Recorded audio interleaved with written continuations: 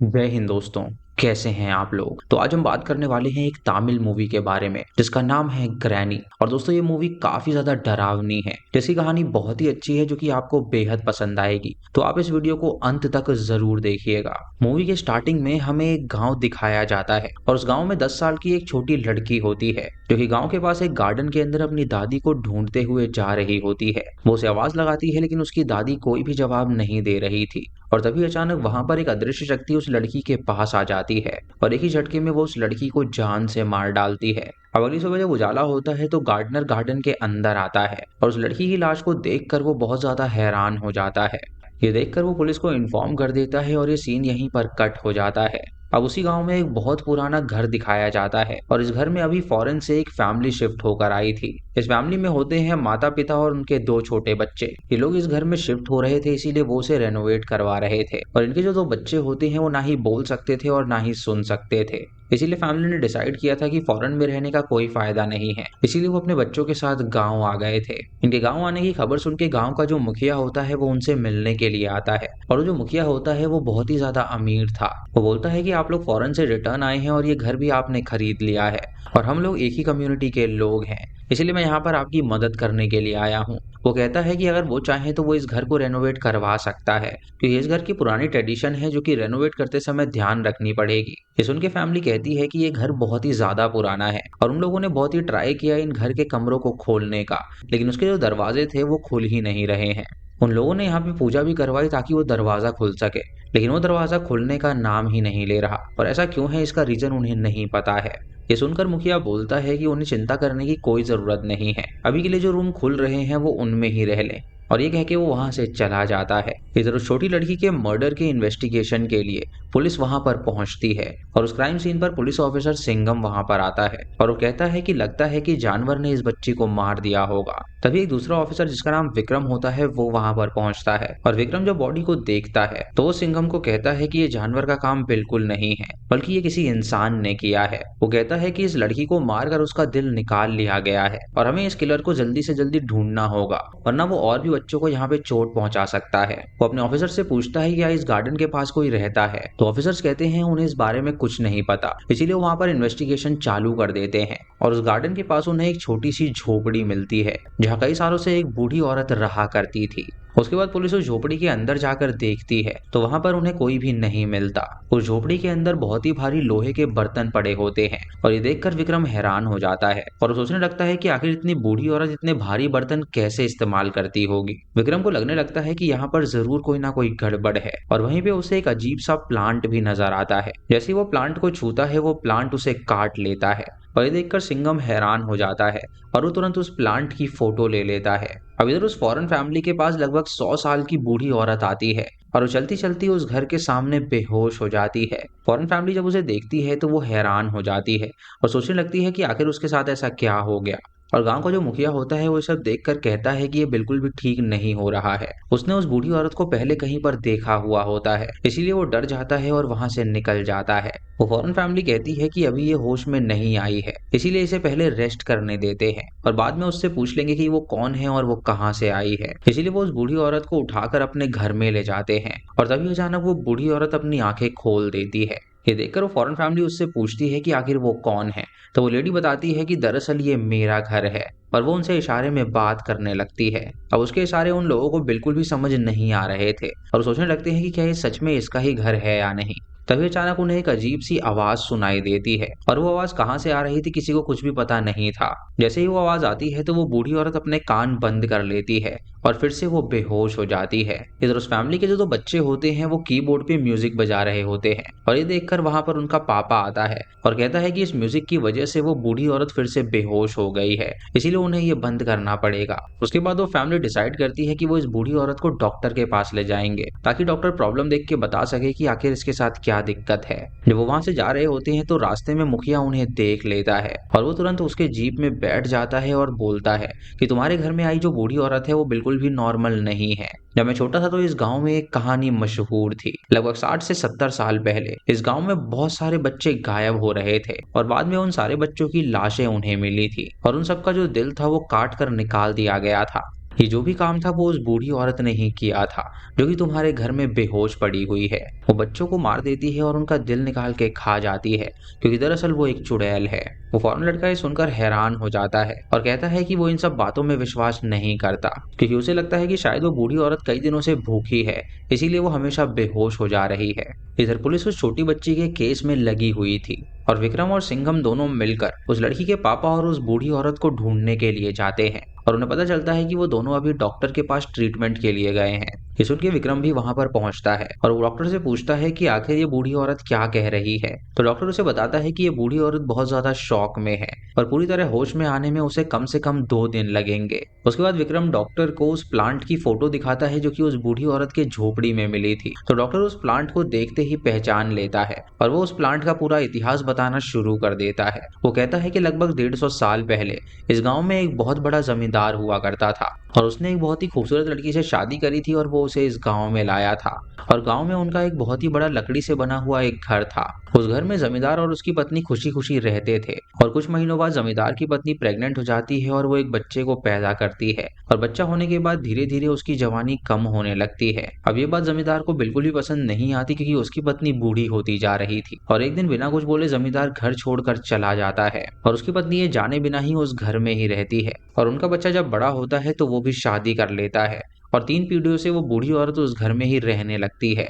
जमींदार की पत्नी अपने पोते और पोतियों के साथ बहुत ज्यादा खुशी से रह रही थी, लेकिन तभी अचानक वो जमींदार 60 साल बाद अपने घर वापस आता है और उसे देखकर सभी लोग हैरान हो जाते हैं, क्योंकि दरअसल वो बूढ़ा हुआ ही नहीं था, बल्कि वो पहले जैसा ही जवान था। गांव वाले भी इस बात से शौक थे कि 60 साल बाद उसको बूढ़ा हो जाना चाहिए था, लेकिन अब भी वो एकदम जवान कैसे दिख रहा था। जमींदार की जो पत्नी थी वो बूढ़ी हो चुकी थी, लेकिन जमींदार एकदम जवान होता है और जमींदार अपनी पत्नी से कहता है कि चिंता मत करो, मैं तुम्हें भी हमेशा के लिए जवान ही रखूंगा।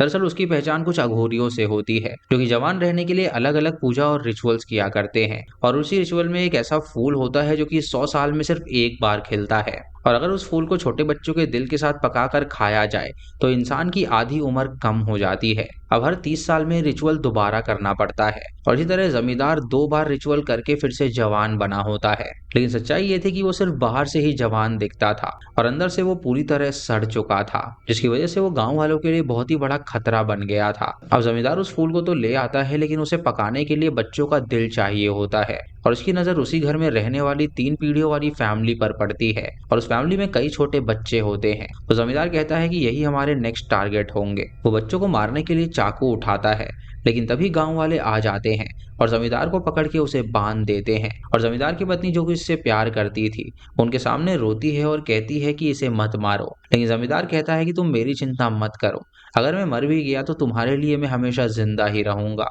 और अगर तुम्हें जवान होना है तो तुम इस रिचुअल को जरूर पूरा करना।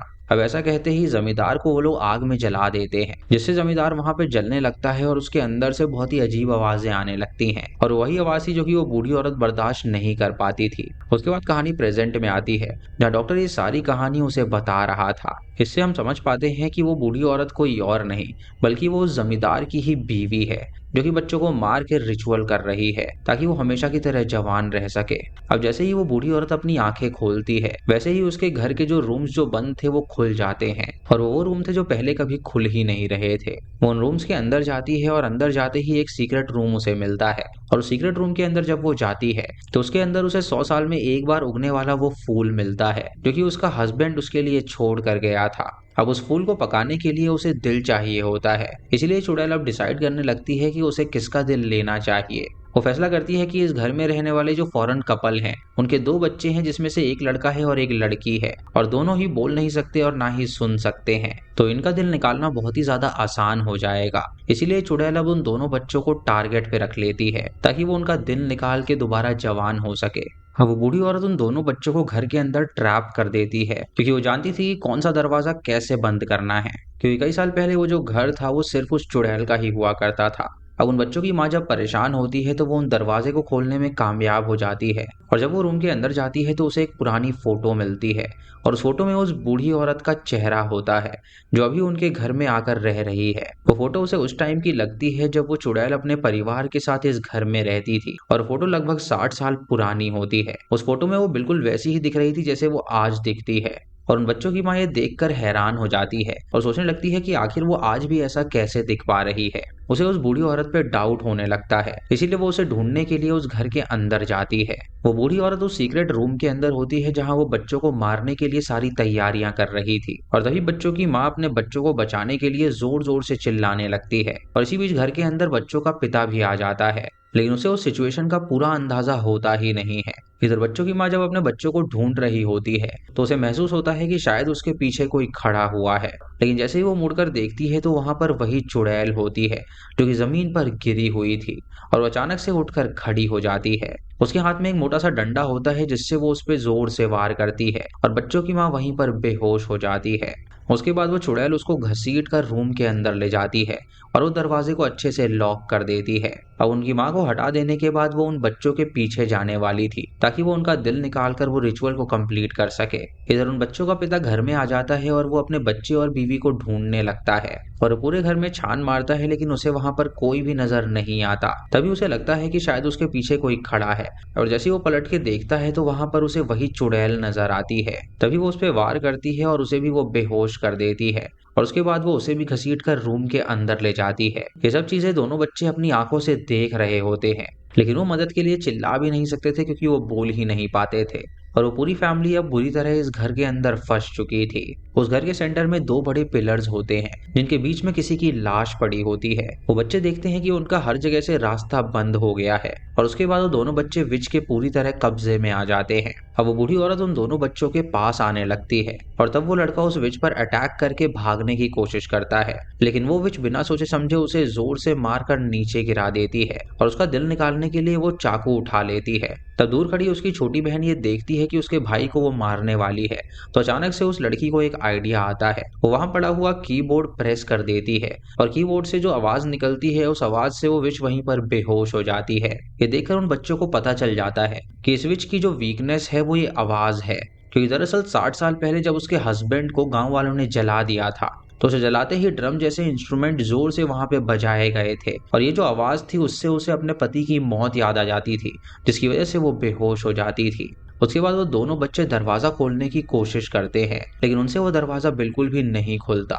अब वो बच्चे सोचने लगते हैं कि इतने बड़े घर से वो जिंदा कैसे बाहर निकलेंगे, और वो हर तरफ वहां से बाहर निकलने का रास्ता ढूंढने लगते हैं। इधर पुलिस वाले ने जब डॉक्टर से वो कहानी सुनी थी तो उसे पता चल गया था कि वो जो बूढ़ी लेडी है वो दरअसल एक चुड़ैल है जो कि बच्चों का दिल निकालती है और उन्हें मार देती है, और उन्हें पता चलता है कि वो जरूर अपने पुराने घर में मौजूद होगी। अब उसके बाद वो उस घर के पास पहुंच जाते हैं इन्वेस्टिगेशन करने के लिए, और घर को देख के उन्हें लगता है कि शायद घर में कोई मौजूद ही नहीं है क्योंकि वहां से कोई आवाज ही नहीं आ रही थी। अब विक्रम दरवाजा खटखटाता है लेकिन कोई भी दरवाजा नहीं खोलता। अंदर वो जो बूढ़ी औरत है वो बेहोश पड़ी होती है, और जब उसकी आंखें खुलती हैं तो अचानक से दरवाजा खुल जाता है, और दरवाजा खुलते ही वो दोनों अंदर आ जाते हैं, और अंदर आते ही वो आवाज लगाने लगते हैं और पूछते हैं कि ये घर के अंदर कोई मौजूद है या नहीं। तभी अचानक उनके आगे एक हाथ आके रुकता है, और ये देखकर विक्रम एक पंच मारता है और वो चुड़ैल नीचे गिर जाती है, और नीचे गिरकर वो दोबारा उठती है और उसके बाद वो उस पर अटैक कर देती है, और विक्रम ये अटैक नहीं सह पाता और वो नीचे गिर जाता है। उसके बाद वो ऊपर उठता है और उस बूढ़ी लेडी को कहता है कि तुझे नहीं पता कि आखिर मैं कौन हूँ। और यहाँ पे रिवील करता है कि वो वही छोटा बच्चा है जो कि एक दिन उसके चंगुल से भाग कर निकल गया था। उस बूढ़ी औरत ने पीढ़ी दर पीढ़ी पाप किया है और उसकी वजह से उसके पूरे परिवार ने बहुत ही ज्यादा दुख झेला है, लेकिन वो कहता है कि दादी अब बहुत हो गया, अब आप किसी और को परेशान मत करो। लेकिन वो बूढ़ी औरत उसकी बात सुन के भी रुकने वाली नहीं थी।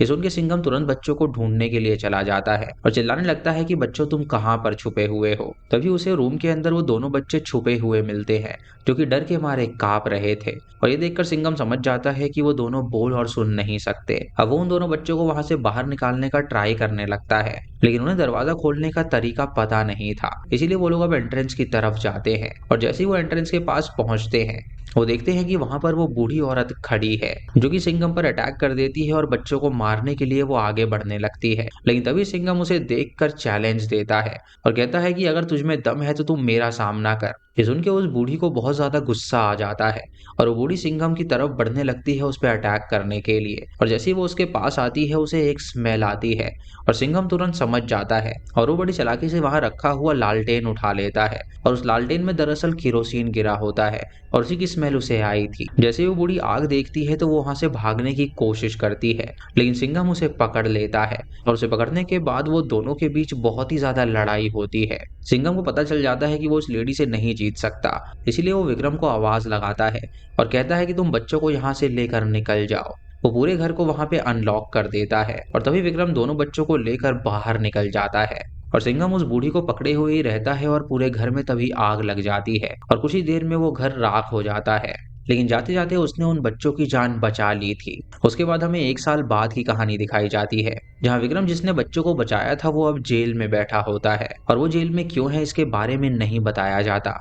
उसके मिलने के लिए एक पुलिस ऑफिसर जेल में आता है और वो उसे बताता है कि एक साल पहले जो बच्ची का मर्डर केस हुआ था उसे आपने ही क्लोज किया था और उसके बाद क्या हुआ प्लीज हमें बताइए। ये सुनकर विक्रम उसे बताता है कि एक साल पहले उस घर के केस के बाद दोनों बच्चों का केस क्लोज हो गया था और किसी दूसरे शहर में उसने पोस्टिंग ले ली थी। पोस्टिंग वाली जगह पर उसकी फैमिली भी शिफ्ट हो गई थी, लेकिन एक दिन ड्यूटी खत्म करके वो बाइक से घर जा रहा होता है और तभी घर पे उसको फोन आता है और तभी फोन पर उसकी पत्नी उसे बोलती है कि आपको ढूंढने के लिए आपकी दादी आपके घर आई हुई है और वो बच्चों के साथ खेल रही है और आपकी दादी आपसे बात करना चाहती है तो मैं उसे फोन दे रही हूँ। जब पत्नी उसकी दादी को फोन देती है तो फोन पर दादी उससे कहती है कि आखिर तू घर कब आएगा। और विक्रम ये आवाज सुनकर बहुत ज्यादा डर जाता है और समझ जाता है कि वो चुड़ैल उस दिन मरी नहीं थी, बल्कि वो वापस आ गई है और वो उसके बच्चों को अब जिंदा नहीं छोड़ेगी। ये कहानी वो उस इंस्पेक्टर को बताता है और उसके बाद उसके परिवार के साथ क्या हुआ और वो जेल में कैसे पहुंच गया ये बात वो नहीं बताता।